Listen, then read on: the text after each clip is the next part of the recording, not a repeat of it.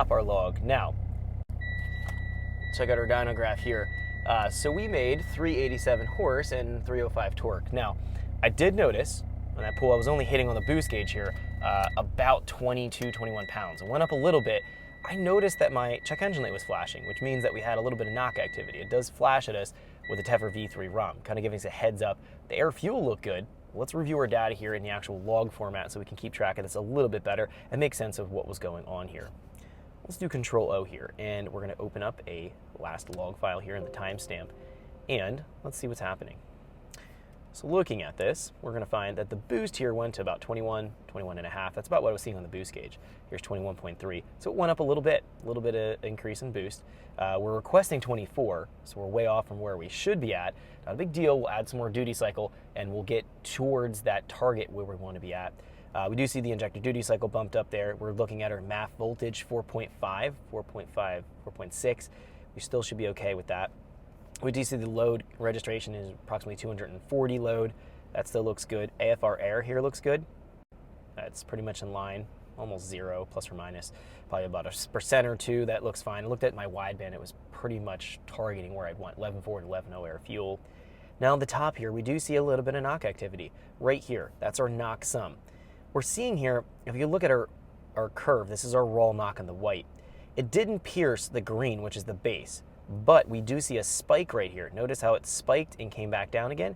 That right there is going to be an indication that we have a knock event. So let's go right to that point and actually a little bit before it. That means slightly before this, we probably have too much timing here at roughly 7,000, maybe 6,500 RPM and higher, and around 240 load. So let's go turn our timing down.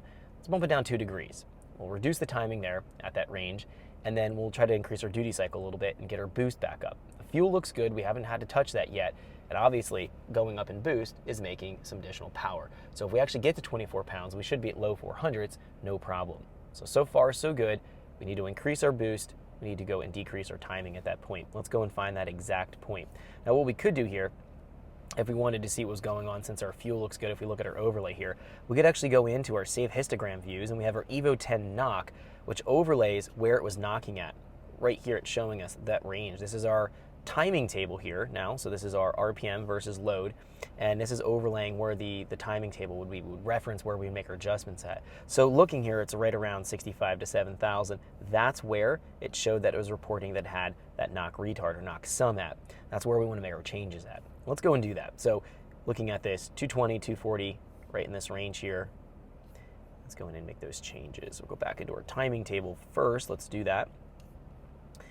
And we're going to go here around 240, roughly 6,500. We're going to go and make these values all the same. What I'll do here, grab these values right around 665, and we'll copy those. And we'll paste them all throughout the rest of the high RPM. We're going to make these the same. So we'll do V now and vertically interpolate. So we're just linearizing these values.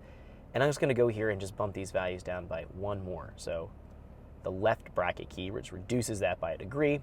That way we have our timing here at high RPM. Because again, looking at this, the overlay is showing us no knock, knock sum or knock count until we get to that point where we're right about 6,500. That's where it's happening at. And we see as we rev it higher, the magnitude of that knock sum is getting louder and louder, more knocks being reported there. And that's because we have more timing ramping up there. So we're just going to take away that timing ramp, and let's see what's going to happen here. So that's the first step in our adjustments we're going to make. We're going to go in and copy our high octane table again to our low octane. So we'll copy, paste into our low octane. Thanks for checking out our teaser clip. If you want to see the rest of this video and more than 500 hours of current EFI training we have to offer, make sure you click right here. If you want to go and check out more teaser clips from this training course, click here. And you don't want to miss any of the videos we're going to be releasing on this channel, so make sure you subscribe and click here. Thanks for watching, and I'll see you guys later.